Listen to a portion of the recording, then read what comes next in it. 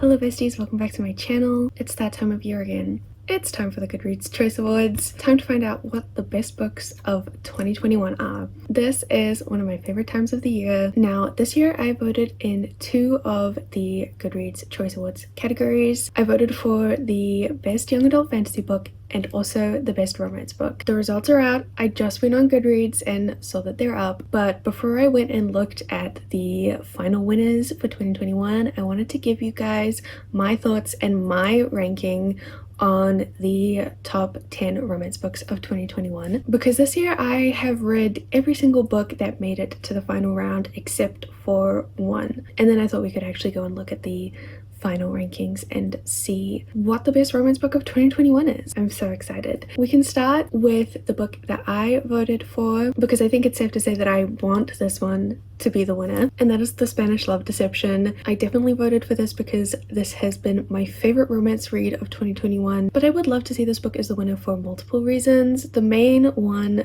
beside it being my favorite, would be that this is an indie self-published book, and I definitely feel like Goodreads doesn't promote self-published indie romances as much as the traditionally published romances. I think this is the only indie romance on this list, and I'm pretty sure that a publishing company has picked up the rights for The Spanish Love Deception because it has just been that popular this year, as it should. If you don't know what this is about, this is a work office enemies to lovers romance fake dating relationship. We follow Catalina, who needs to find someone to take home with her to Spain for her sister's wedding, and Catalina is shocked when Aaron offers to go with her as her fake boyfriend. Aaron's offer to be Catalina's fake date definitely changes things. This is super slow burn, super fun, well written. I just love everything about this, and I know that I'm not the only one who loves this. I know so many people who have loved The Spanish Love Deception this year, and I genuinely think that this has a very good chance of being the actual Goodreads romance winner. In my second place, I will have to say Act Your Age, Eve Brown by Talia Hibbert. I was so conflicted on whether I was going to vote for The Spanish Love Deception or Act Your Age, Eve Brown, because Talia Hibbert is my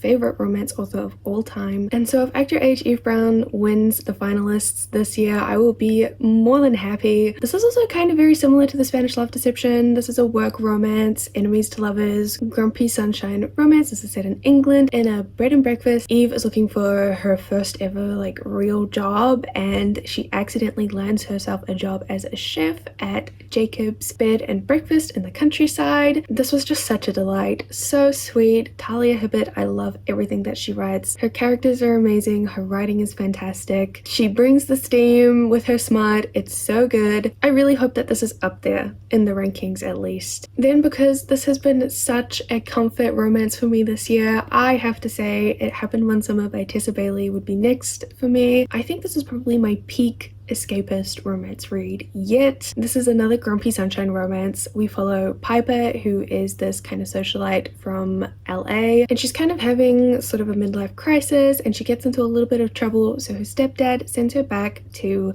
this quiet seaside town in Washington. This is kind of like her old family town, but she didn't grow up there. She's never been there before. It's very, very different, obviously, from the big party life going on in LA, and she doesn't really know what she's going to do with herself. But there she meets Brendan, who is this grumpy sea captain who is very stuck in his ways and is shocked when Piper comes into his life. I just think that this romance story is the definition of sweet. I love both of the characters in this story so much. I think Piper is one of my favorite female characters in any book ever. Something about her is just so lovable, and this book has just brought me so much joy this year. So this is high up on my rankings. I'm not quite sure what it's going to make in the final round though. I know that this is also a really popular book, but Tessa Bailey I know is a hit or miss for some people. I'm not quite sure if everyone's going to love this as much as I did. I was so happy to see that One Last Stop had made the top 10 finalists for the Goodreads romance category. Definitely, I am so here for the sapphic representation, and this book was amazing. This is a story about August, who is moving to New York City, and she meets this girl called Jane on the train one day. But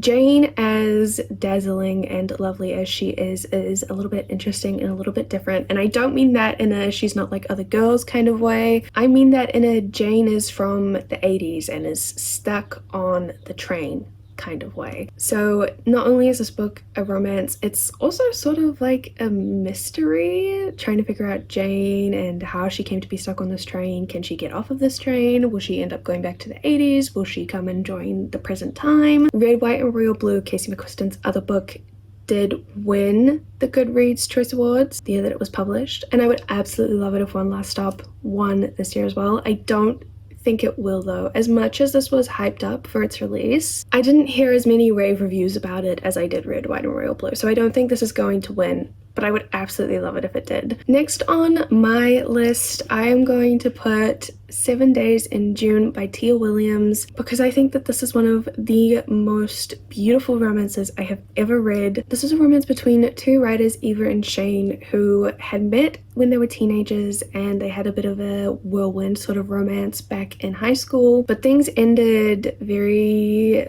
abruptly, and they haven't seen each other since until they both get put onto an author panel together and they are reunited. I will say this romance has a bit more of a serious tone compared to the other ones. There are some very serious topics discussed in this, such as addiction, drug abuse, mental health, self-harm, but I don't remember this being a, super serious or really emotional read, and I think Tia Williams did a beautiful job of having such serious topics in her romance while still having such a light and beautiful tone to her story. I also like how this is a little bit different to the other finalists. I definitely think that this is targeted towards a different audience compared to, say, The Spanish Love Deception or It Happened One Summer. And I don't know if you can see, but this was a Reese's book club pick of the year. I definitely think that that could mean that it is a little bit higher up in the rankings. So I feel like this is either going to get a lot more votes than I'm expecting or a lot less votes than I'm expecting. Next on my list is a romance that I honestly won't be surprised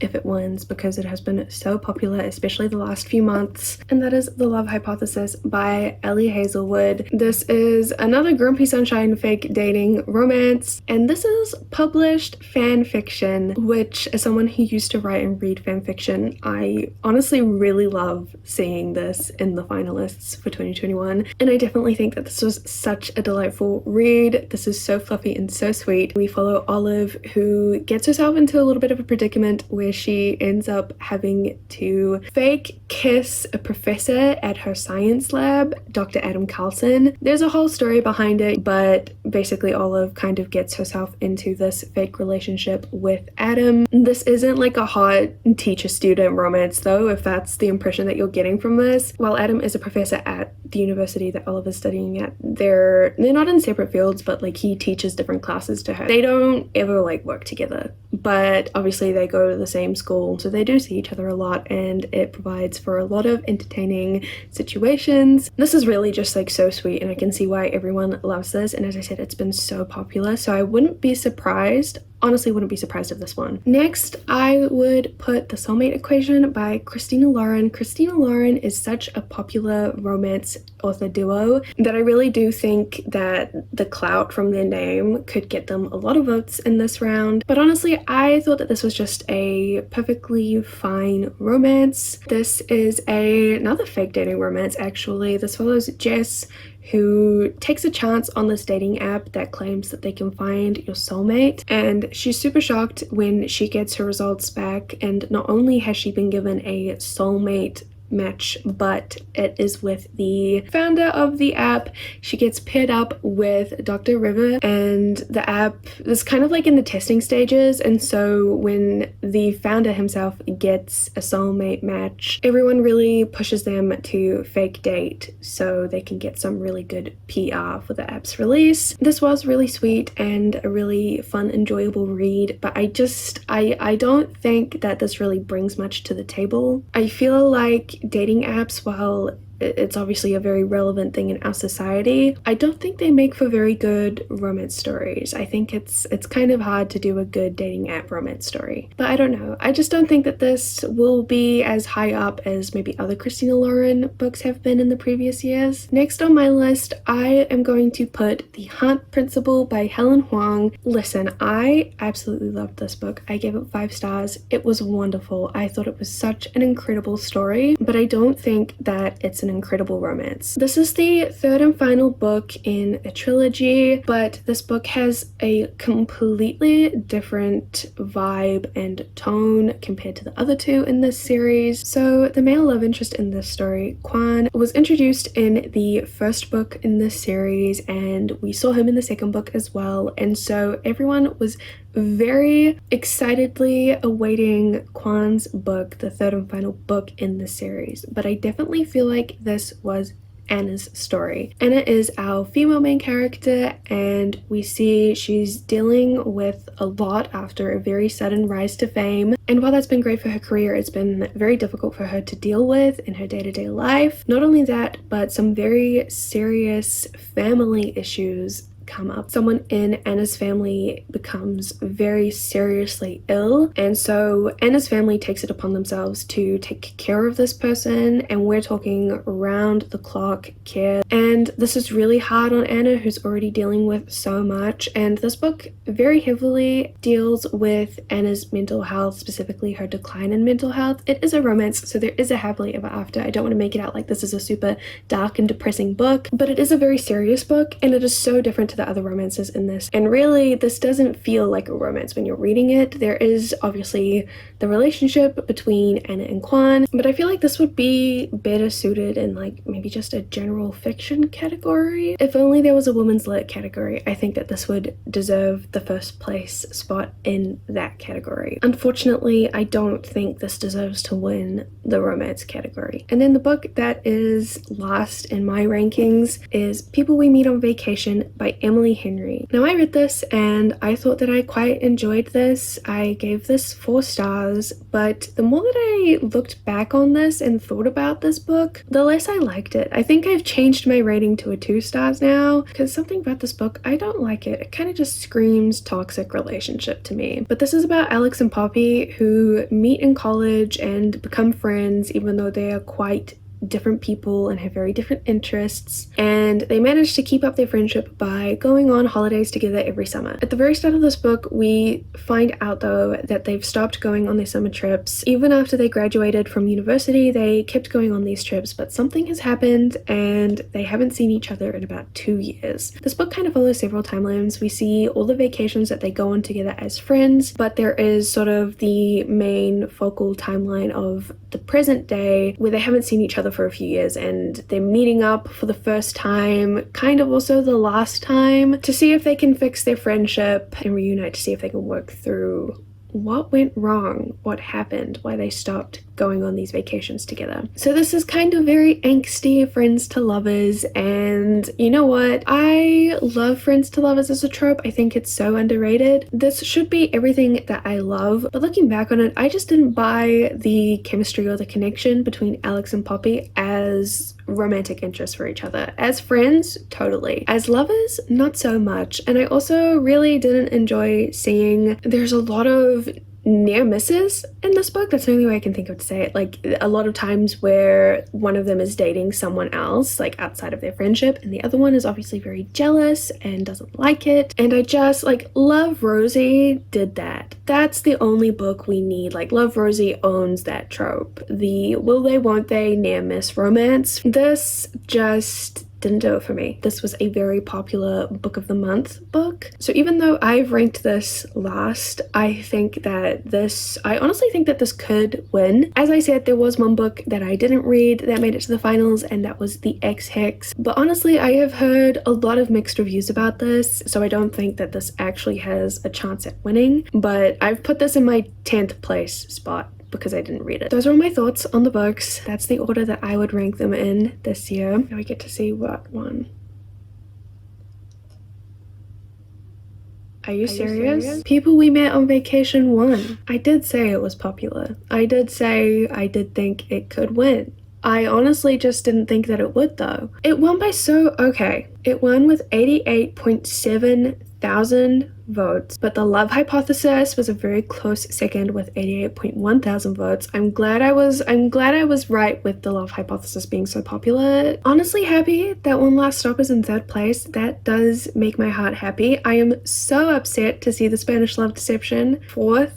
I think mostly I'm just upset that it is not in front of People We Meet on Vacation. I can't believe The Spanish Love Deception only got 40,000 votes. There are definitely more books in here that I remember being able to vote for, so that's very interesting. I'm upset to see Act Your Age Eve Brown with only 22,000 votes. I wish I had voted for that now. It definitely deserves more. If you haven't picked up any Talia Hibbert, pick up her romances. They are so genuinely incredible. I think I'm in shock that People We Met on Vacation won. If we're being entirely honest, I'm not happy with that. I don't think that it is the romance that deserves to win. I will say Emily Henry is an incredible writer. I love Beach Read. It is one of my favorite romances of all time. So I'm happy for Emily Henry. I'm happy that she won.